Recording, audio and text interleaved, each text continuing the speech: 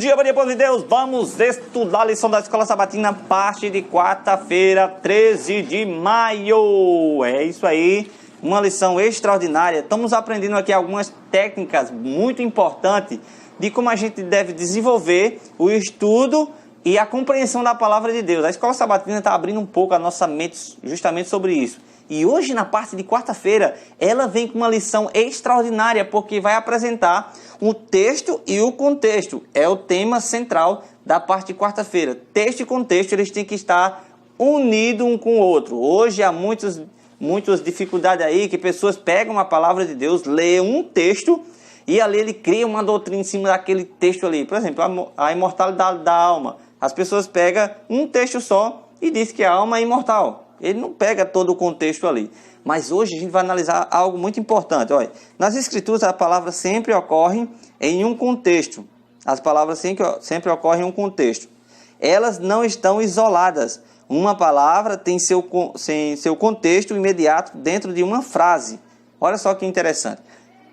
Isso é importante porque muitas vezes tem algumas palavras e alguns versículos que você, assim que pega, já pensa que aquilo você tem que interpretar aquilo ali. Não, você lê aquele versículo, não está entendendo?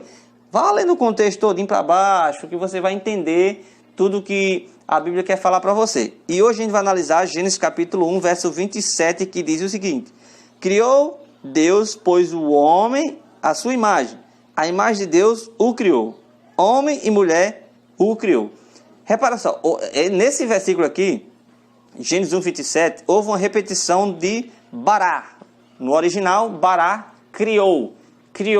No primeiro versículo de Gênesis é Bereshit barak Elohim. Barak está ali presente. No princípio, criou Deus. Então, a gente já vai analisar esse barak também na sequência. Mas também Gênesis capítulo 2, verso 7, vai apresentar também outra definição aqui.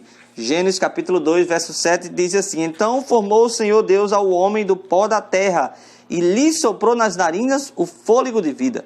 E o homem passou a ser alma vivente. Aqui é usada a palavra formou.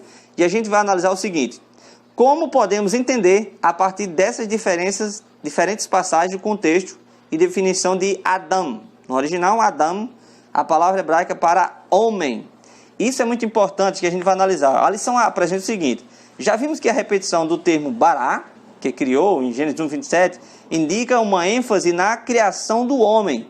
Agora vemos que o homem é definido no contexto desse verso como homem e mulher. Então, o bará e esse termo usado é definido para homem e mulher. O termo bará que criou.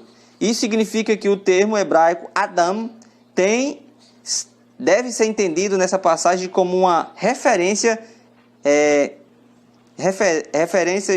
genérica à humanidade.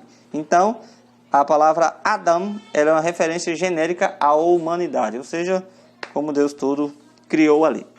Analisando também o Gênesis capítulo 2, 7, a gente vê outra passagem muito importante que diz assim: o mesmo termo Adão é usado para se referir à formação de Adão do pó da terra. Aí em hebraico é Adamá. Observe que o jogo de palavras. Aqui há apenas a referência ao homem Adão, masculino. Jogo de palavras. E diz mais: pois Eva só foi criado posteriormente e da maneira completamente diferente. Portanto, em cada passagem, mesmo no contexto de 2 capítulos, vemos uma diferenciação entre a definição Adão como humanidade. Então, quando apresenta a questão de Adão, ele se refere à humanidade, à forma como foi criado ali. Assim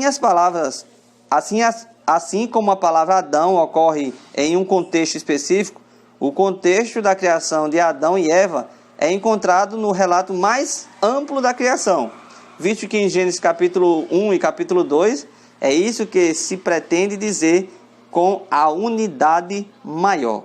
A unidade informa ao intérprete temas, ideias e desenvolvimento adicionais, que é o que a gente analisou aqui, muito importante nessa lição de quarta-feira. Então, você tem que lembrar sempre disso. Quando estiver estudando a palavra de Deus, não pega um texto isolado, não.